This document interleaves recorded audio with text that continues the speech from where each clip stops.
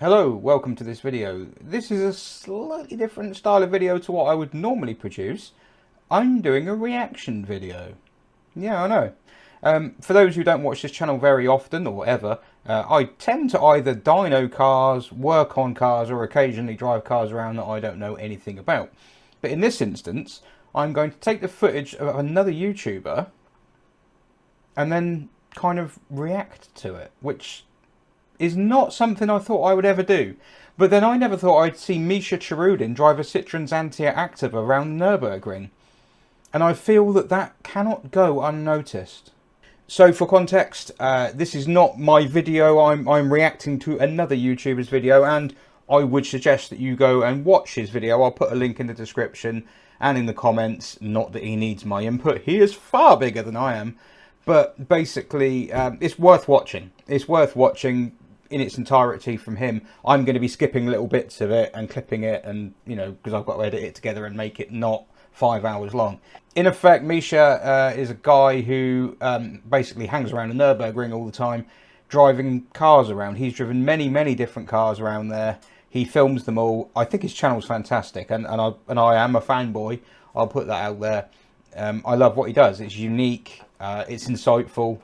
You get to see cars that, you know, certain types of cars you would never considered being driven around what is arguably the greatest racetrack in the world. It's not even a racetrack technically, is it? I don't know Misha. I've spoken to him once. He came on a live stream, very kindly offered to donate his time. Did have a word with him online a couple of years ago on here. That was very cringy.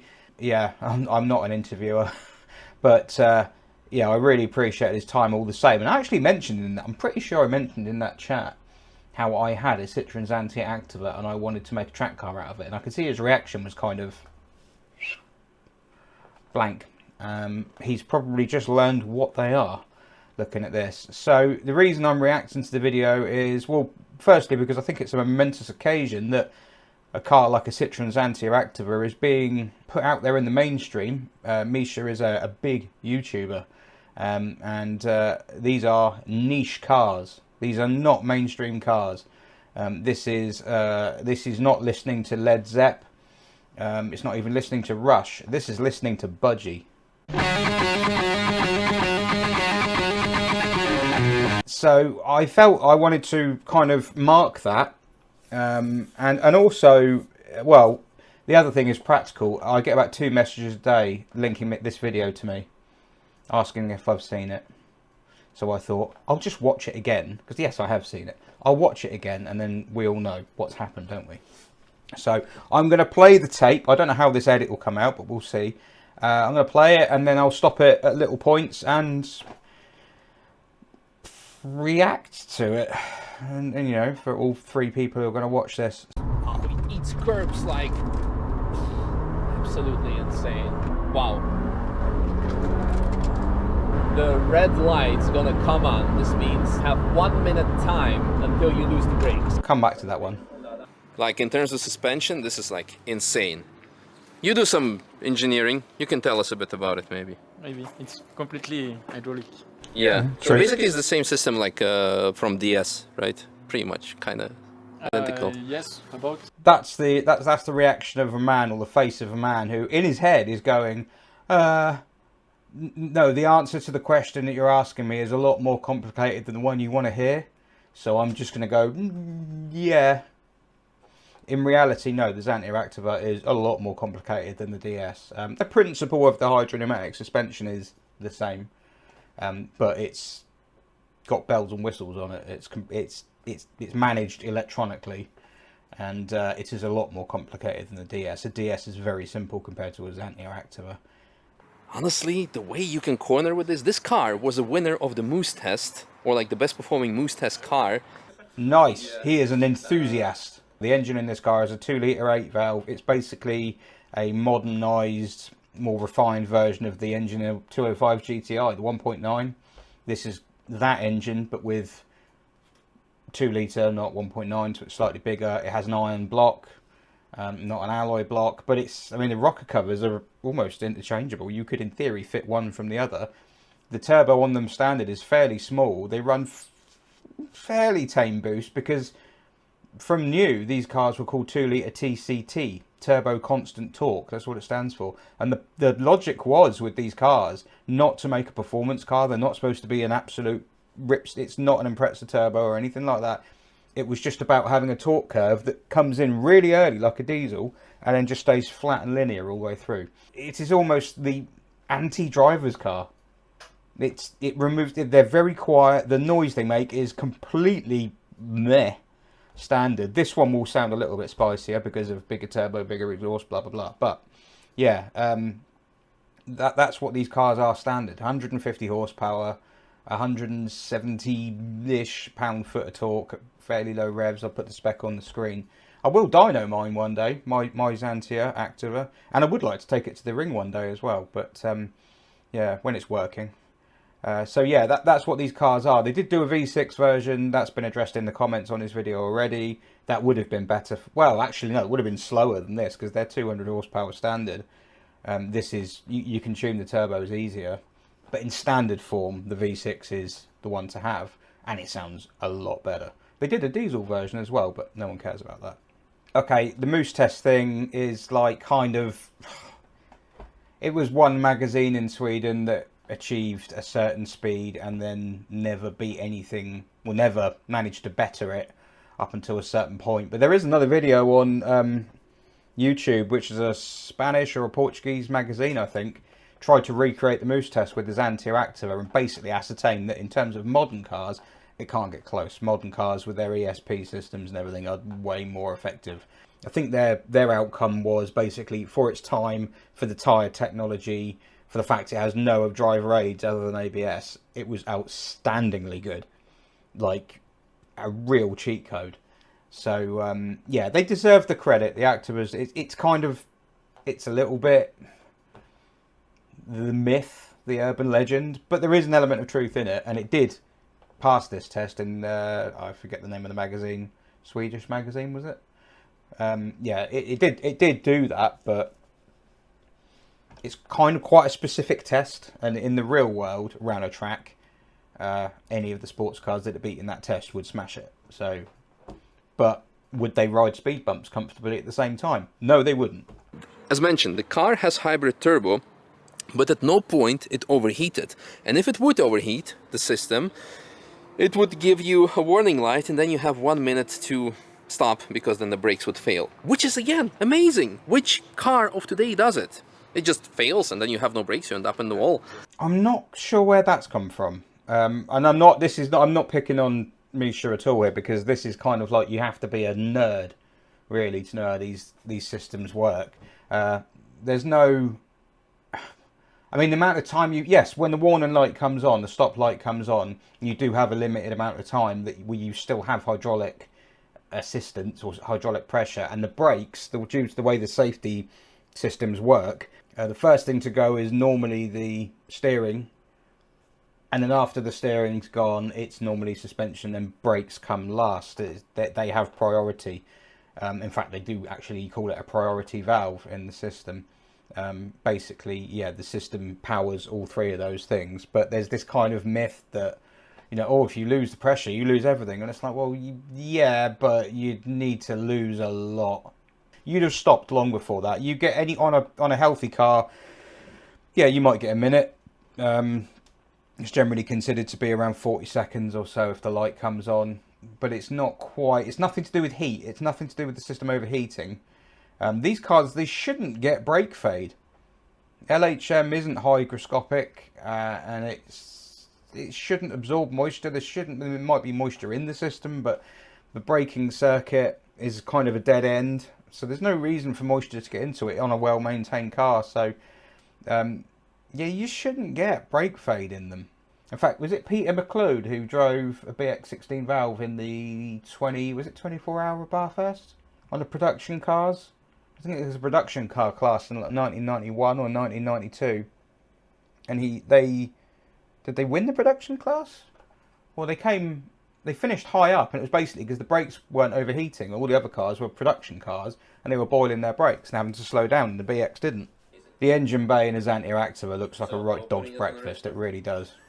Yeah, forgot to mention the tires. We're 205 35 They're road tyres. Steelies, and those are... I don't actually think those are Steelies. People will be watching this and going, what the hell are you talking? Are you mental? They're obviously Steelies. Well, no. There were the Citroen C5, the ugly one. You could get 16-inch, they called them Steelies, but they're actually aluminium. They look like Steelies, but they're aluminium. So they are a popular choice for anyone running a Peugeot 4x108 PCD track car, because they're very light and quite tough. So, what makes this car very special, together with many other Citroens, is the hydraulic system that was introduced back with Citroën DS, La DS, which means the goddess, because it had a phenomenal system for the hydraulic regulations of the suspension. It's very genius. It balances the shocks completely. It makes it sure that it's level at all times. So you can see the car has essentially no body roll. So this is technology like from the 60s. I think he's got muddled up a little bit. The DS was the first car to have the hydropneumatic suspension all round. The first car to actually have it was the last Traction Avant. The last 2 years of production, they had it on the rear end, basically as a test bed. The system self-leveled, as in ride height. So you could load it up as much as you want, and it will just come back up to the height it's supposed to be at. It was not an anti-roll system. No Citroen had any form of anti-roll system, or not in the proper sense that this is, except the Xantia ACTIVA. It's the only one that did, and in terms of road cars. They did do a concept car. They did an ACTIVA and then the ACTIVA 2. Both of those had systems like this. And in fact, on the DS, they did work on a prototype system on the DS that would cancel out body roll. How the hell that worked, I've no idea. I imagine it would have just been reactive and using more height correctors and things. And probably hydraulic struts on the anti-roll bar like this is. But being that a drop link on a DS is about that long, can't imagine it would have been a very big hydraulic strut. But yeah, so yeah, this is a little bit misleading is the wrong word, but I think I'm not gonna throw any shade at Misha. He drives a hell of a lot of cars around this track. He's having to think of all this while he's driving, while he's filming, doing all these videos. Full respect to him, he's doing a better job than I would. But no, in terms of the geeky Citroen knowledge, you basically have your DS, which has a hydropneumatic system, and it's all completely mechanical. And every Citroen ran that system up until the XM. The Citroen XM of 1989 was the first car that had a computer-controlled element to the hydropneumatic suspension. Everything up to that was purely mechanical, very soft, very floaty, and fell over when you went around corners. The XM was the first car that came in that tried to kind of combat that somewhat. It had a system called HYDRACTIVE. But Citroen didn't help themselves really with all these different acts in the words, did they? HYDRACTIVE, right? And what HYDRACTIVE did was it basically had a middle sphere, a centre sphere, a third sphere. The more spheres you have on an axle, the softer the axle is. It's kind of the opposite of a spring. If you have one on each wheel doing, because the springs, the green balls, are basically springs and shock absorbers in one. They do the job of both in this little tiny green ball. It's actually quite clever. Who knew? The XM had one on each wheel, like a BX or a DS or a GS or a CX or anything like that. But it also had one in the middle. And the one in the middle could be shared by the ones on the wheels. Any movement they were doing, any bumps, any shock absorption, any undulations and movement that those road spheres were doing could also be shared by the one in the middle, giving you more capacity, therefore more a soft ride. The HYDRACTIVE system could then cut that centre sphere out. It could restrict how much it was actually working or blank it out if it wanted to, meaning you're just left with the ones on the wheels, which stiffens the suspension. So the logic is, on a HYDRACTIVE car, when you go around a corner, the system detects that you're going around a corner and cuts that centre sphere out. It's nothing to do with body roll. It can't correct body roll. It's just stiffening itself. And then there's actually a sport mode in them. It's got auto and sport. Sport basically changes the mapping I think on some versions of HYDRACTIVE it cuts the centre sphere out completely. In other ones it makes it more keen to cut it out. That's HYDRACTIVE. HYDRACTIVE 2 followed it, and that was on the Xantia and the facelifted XM. And HYDRACTIVE 2 in effect, it's a similar system. It's more to do with the way that it regulates that centre sphere. But the Activa used a bolt-on system to HYDRACTIVE 2. So the Activa took the HYDRACTIVE 2 with its centre sphere, and then it used an extension of that system called SCCAR, which stands for this. I can't remember. Now that system there replaced a drop link on the near side front, the left side front, because I'm English, the left side front and the right side rear, took out one of the anti-roll bar drop links and put in a hydraulic ram. And that ram was pressurized by another regulator valve with its own sphere, so it could store pressure, and then the regulator valve was operated by a computer. And basically what the car would do, it would still do its cutting the middle sphere out and everything like that, but when you went past a certain point, when it detected there was a certain amount of flex in the suspension, and it's all done by these little rods along the front subframe. I've done videos on it already. There's a video of it here, the link somewhere, that's the thumbnail. Basically, I'm setting the rods up, I'm setting up the alignment. And the things you can do with these cars are ridiculous. You can make them lift the rear wheel off the ground if you want, if you know which bit to poke.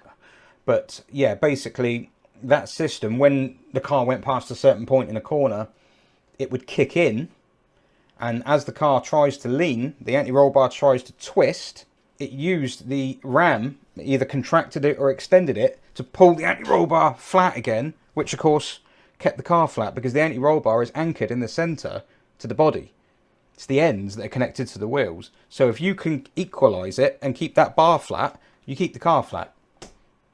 That's how the Activa system works. It basically detects that you're leaning and corrects the anti-roll bar. It has an active anti-roll system. It doesn't have active suspension. I mean, it's epic. It's really clever. It's brilliant, but it's not truly active. So we're at like 7 minutes 28 seconds into a video, and I'm already telling him he's wrong. But yeah, in essence, the DS had nothing like this. All Citroens can self-level. They will all maintain their ride height. Citroen brought the system in for safety. It's all to do with keeping wheels with contact on the ground and trying to equalise load on wheels and things like that. That's why Citroen brought the system in. Part of it was showing off, and part of it, I think, and part of it was safety. It was all about safety. Having a car, DSs have centre point geometry and steering that self-levels and power brakes, and be driven with flat tyres. So yeah, we're into the first corner, and I'm already calling him wrong. But yeah, we need to establish that the Xantia ACTIVA is the only Citroen that corners flat. It's the only one. The later car, the HYDRACTIVE 3 cars, going down a rabbit hole. That would be the C5, and then the last C5, which everyone calls the X7, and the C6. They're HYDRACTIVE 3. They are still hydropneumatic, but they're actually more different to the previous Citroens than an Activa is from an XM. They don't even use the green fluid, they use something else. So, and they've got similar kind of properties, but I'm not going to get into that. So yeah, that's basically it. That's what you need to remember as this car's going around here. The only Citroen that does this is the Xantia ACTIVA. So if you want to find one, they're bloody rare. Good luck. I'm really blown away already by this. Too bad they don't make it nowadays. Well, the reason for that is probably because the system is a bit complicated, because you have a unanimous hydraulic system for power steering, for brakes, for suspension. So when it gets overheated, you lose the brakes, you lose the power steering, you lose a bit of everything. You would in theory. It's not what you want to do. But it eats curbs like absolutely insane. See, it would eat curbs like that, and the reason it can eat curbs like that is because you assume this is how an Activa plays with your mind when you're driving one. When you drive down the road and it goes around a corner and it doesn't lean, you in your head you're thinking the suspension's gone solid.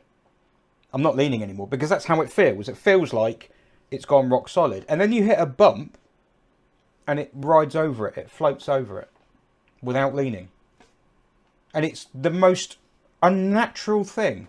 And so yeah, you would be able to ride curbs like a monster. You'd be able to take all the curb well, maybe not all the curb, but you'd be able to take big curb in one of these cars, because it has stiffened the suspension slightly, but it's still very supple, very soft, and it's got a lot of wheel travel, and it's progressive as well. This is the thing with these hydraulics, it's progressively sprung. You're basically compressing gas.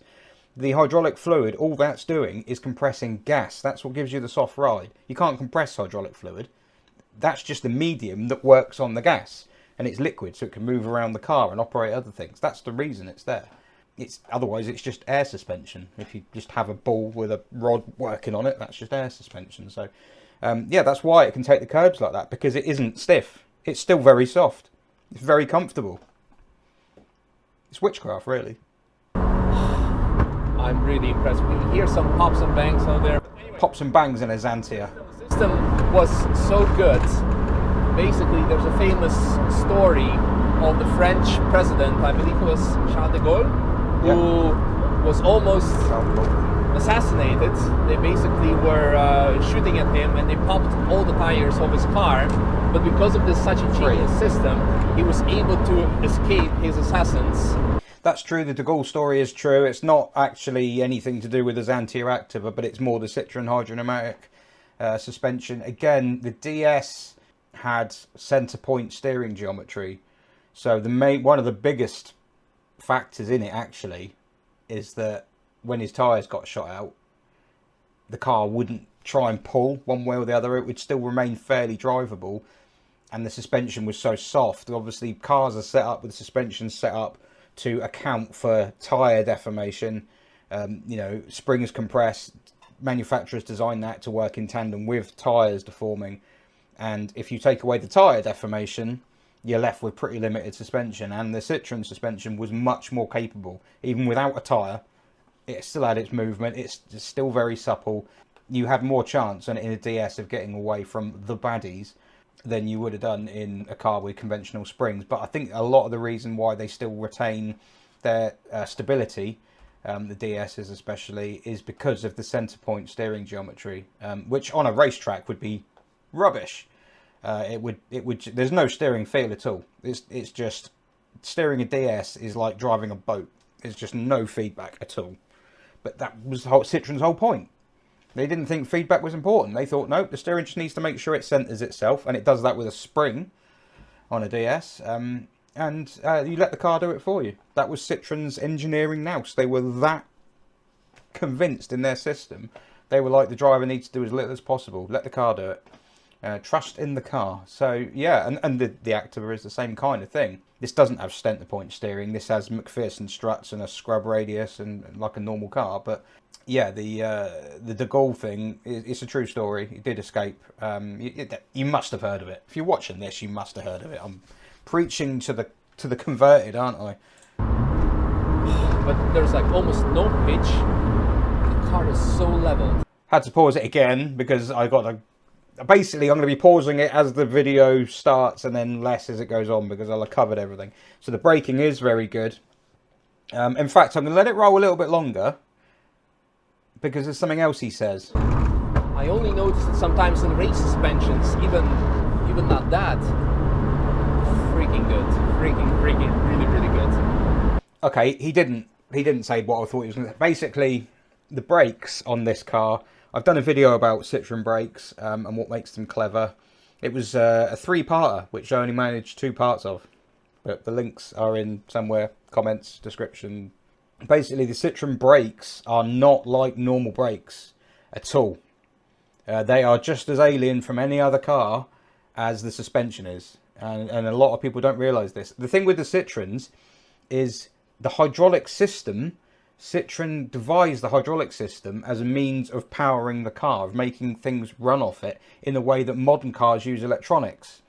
It's not actually, it wasn't just they invented suspension and went, oh, we could run the brakes off that as well. It wasn't that. It was hydraulics that they were into, because they had Paul Maget. I think he was a hydraulics expert in World War II, if I remember rightly, and he learned a lot about hydraulics with tanks. And they had him in their company after World War II and said, we must be able to make something out of that. Basically, the idea with Citroen was that you can use hydraulics to make the car safer, to make it more stable, to make it more secure on the road. And The brakes are another example of how they've done that. The system is a powered braking system. It's not a power assisted braking system. You have conventional brakes, which is like a Morris Minor, I'm guessing, I don't know. You just push the brake pedal, that squeezes fluid in a piston, gets pushed through a little tiny pipe, and then at the other end, the opposite reaction to you squeezing it is that it expands and squeezes brakes. So the harder you push, the harder you brake. You can get power assisted brakes where you put a servo in it, and the vacuum created in the servo assists you when you're pushing the pedal, which is the same kind of thing. It's just giving you a shove. And then you've got powered brakes. Now, powered brakes are entirely different. You've still got a brake caliper and a brake disc and a brake pedal. Well, in this car, you've got a brake pedal. In a DS, you had a button and an SM. But basically, in this car, all you're doing when you're putting your foot on the brake is opening a little tap. And the size of the tap you're opening, if I showed you it, you'd laugh. I haven't got one in here, I don't think. You're laughing because you're like, why would you have a dozer valve in your office? Well, I've probably got a height corrector somewhere. It's a valve. It's about that long. Like, but in effect, the bit that works inside it it's like this kind of diameter. It's a tiny little slide valve, and all you're doing, you've got about 2,000 psi, well, between 2,000 and 2,500 running through that circuit all the time. And when you touch that brake pedal, you're just allowing some of that to hit the brakes. So you don't push the pedal with any effort. You can have maximum braking force in a hydro Citroen, sort of exerting any pressure on your leg at all. That's why people make jokes about them putting you through the windscreen. Right. Sorry.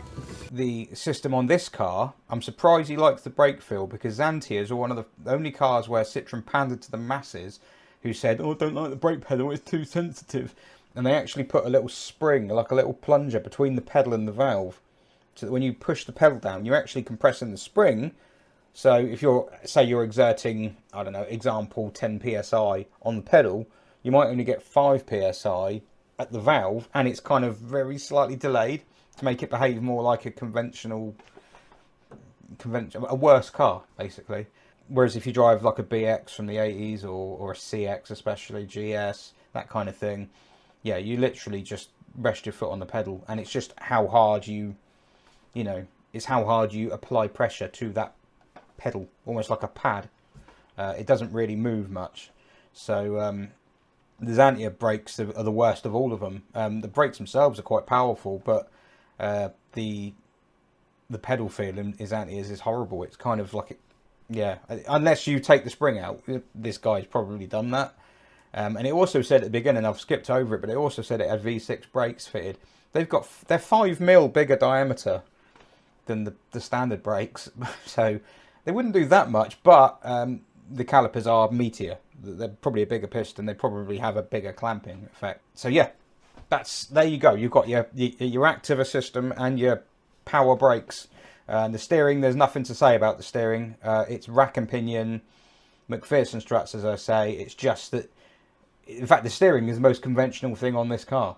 That hydraulic system does power the steering, but it just powers the ram, which is operated or governed by the pinion valve, the torsion bar in the pinion valve opening and closing to allow fluid into the ram like it does in your normal car. So it's just, its source of pressure comes from the system, not from its own. I mean, to be fair, any car of this era that hasn't got electro steering has a hydraulic system running the power steering. So the steering in this car is very conventional. It just happens to already have a system it can tap into. We're not getting down the rabbit hole of SMs and CXs with Duravi, because this doesn't have that, but that's a different ballgame. Through the bottom of Foxhole. It probably did compress quite a bit. I wonder how the entrance into, I don't know, Force is going to go. This is the corner everyone pins it at, isn't it? 'Cause it's really... Wow.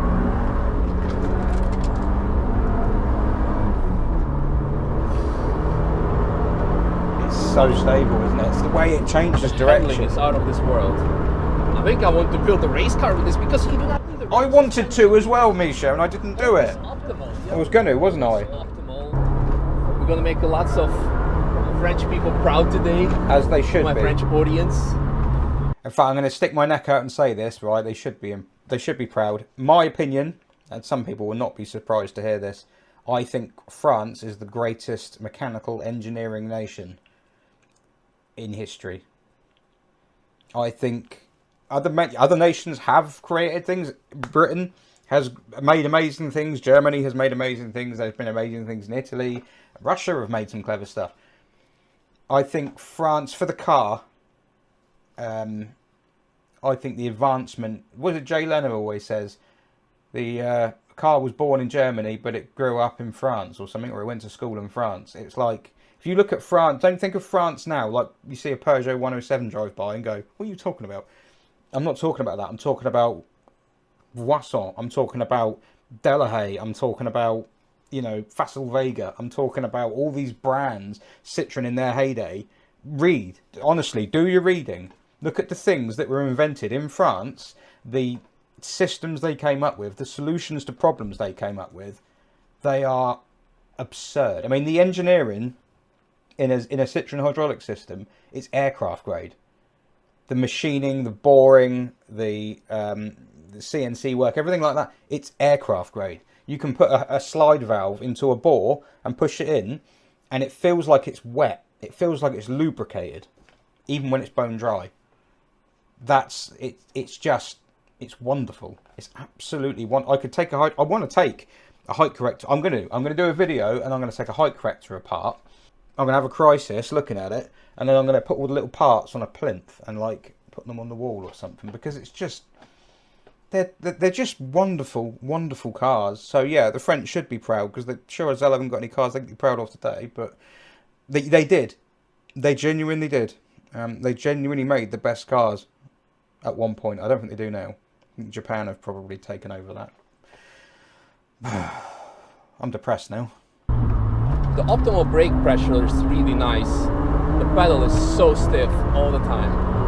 He must have modified it. Want to let us pass? Probably has. Yeah, no choice. Come on, turbo, power, power, power, power, power. I mean, these are not light cars. Xantia ACTIVA is over 1400. I weighed one of my videos. I weighed one.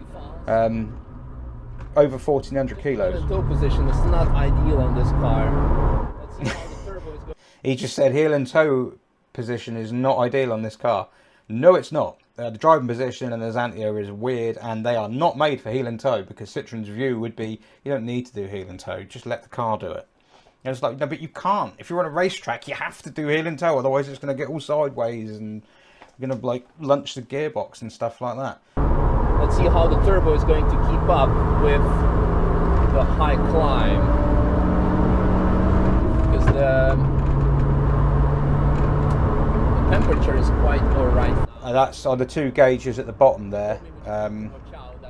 Well, you can see all the gauges. You've got your speed, your revs, your fuel on the right. The two on the left, that's engine oil temperature on the far left, and then engine coolant temperature. Those are getting a little high, but this is on the high climb, isn't it? This is on the hill.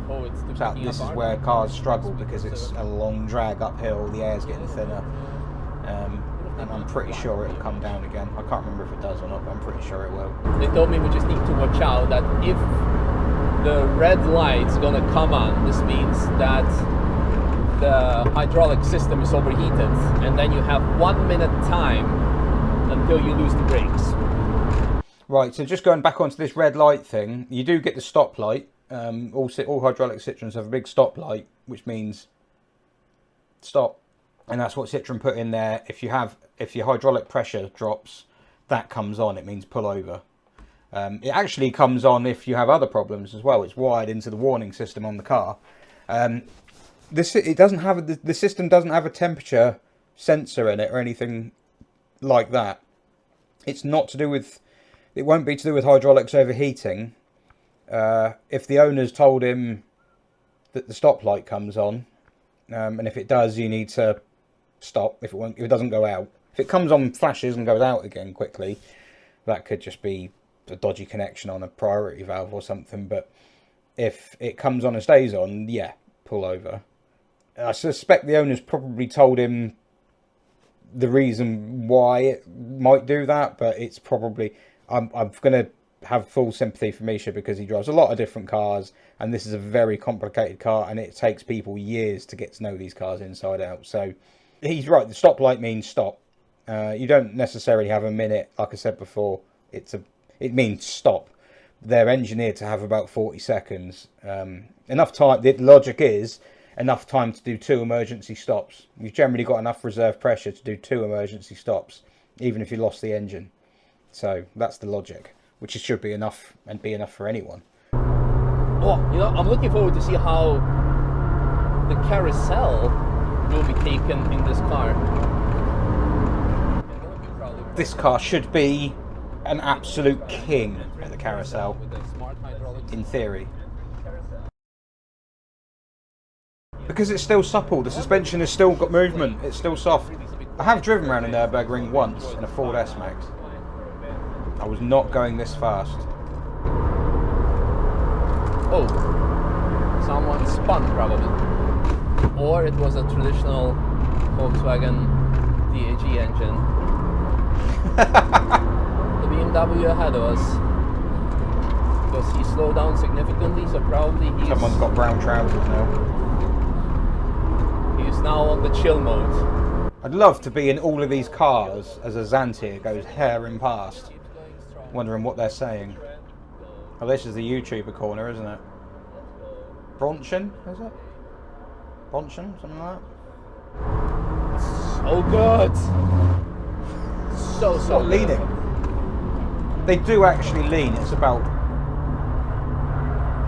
is it 0.5 of a degree? They do lean a bit. The tyres do. Yes, I'm getting a bit wet, but we have... They actually had special tyres made by Michelin originally. This is the jump, isn't it? That's some big ooh-la-la. Woohoo! Yeah, they don't like that. Hydro Citroens don't like that. They get funny. Is that Flansgarden? I think that's what it's called. See us, did he see us? He has not seen you. No, he has. Thank you. Woohoo! Yeah, Hydro Citroens get caught out on crests. I want to go and do this so badly. Drive at half the speed he is and shit myself. See, when I was talking to him on our little live stream, this is what I was trying to tell him about.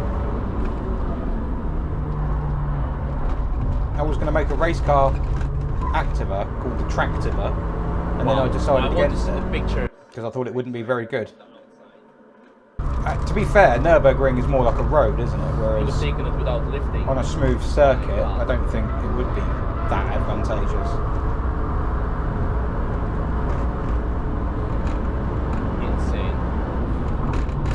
Well, there we go. Wow, wow, wow. There's the gantry. I gotta say, this is going to enter my book of the most impressive cars I've ever driven. Vindication! The suspension setup is key component. From the man himself. Let's not sugarcoat this. Let's not just skip past this little bit. That man there races cars around the Nürburgring. He drives race cars. He drives hypercars. He drives absolutely anything. He drives such a variety of cars at such high speeds. If he says something, I listen. It is the greatest suspension you can have, really. Well, that we've had. In theory, you could do more.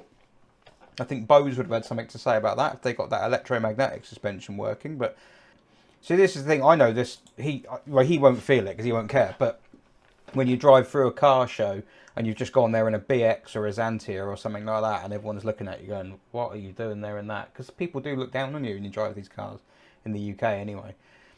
So you've got this car park full of German cars.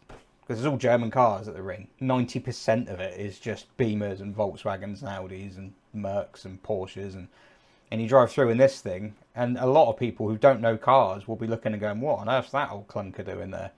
And what that car is capable of would put all of those cars to shame. And the era that it could do it as well. This technology was first devised in a concept car in 1988, I think.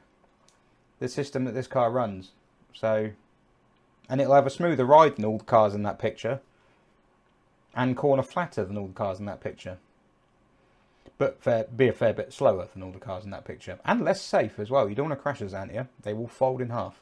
I love that it has no roll cage. It's just taking the back seats out. That's a race car now. Yeah. I'm really blown Oh, there's a saxo there, in fairness. Well, that seems to me the perfect time to leave it, because I'm not going to like plagiarise his entire video. Yeah, he didn't expect it to be that good. I'm so happy that he's done this video and that he's driven one of these cars. I'm a little gutted in a way because I'm planning to go there next year, and I have actually might have potentially offered him my well, it's not a DS, but it's a D Super 5, because that could be quite funny. And I was going to take the Activa with it and then kind of offer them both and go, here's one that rolls and here's one that doesn't. But yeah, he's already done one. I mean, to be fair, that car's done a better representation of what an Activa could do than mine, because mine's bog standard road car. And I remember when I was on Facebook the other day and I saw his Facebook post come up and I see his picture and something about him being wowed, and next to him I saw the seat fabric and I went, that's an Activa. Because that seat fabric's only used in Activas. So, yeah, I mean, what more can you say? There isn't any more to say. I'm so grateful for him doing that video. I hope he won't see this, but I hope this has come across the right way. I'm being respectful. I'm in awe of what he's done. I'm grateful to the guy who's taken him the car, and yeah, I'm just trying to kind of streamline anyone who had any further questions, if you like. I see a lot of comments on the video. A lot of the comments were just gibberish. You do get that a lot with the world of Citroens. You get a lot of misinformation. Hell, I get things wrong from time to time. You know, even people who think they know it get it wrong. Anyway, I hope you enjoyed or got something out of it. Don't forget, I am raffling a Citroen C4 VTS 180, which I haven't seen Misha drive around yet, but if you win it for £1 on the raffle, link will be below, then, you know, you could take it over there and offer it to him. Who knows? It won't be as good as the Activa, I can tell you that. That runs until the 30th of November. Tickets are £1. If you buy one ticket, it's £1. And if you buy 2 tickets, it's £2. And if you buy 3, it's £3. But if you buy 5, it's £4 because of special offers. And I will see you in the next video, which won't be a reaction.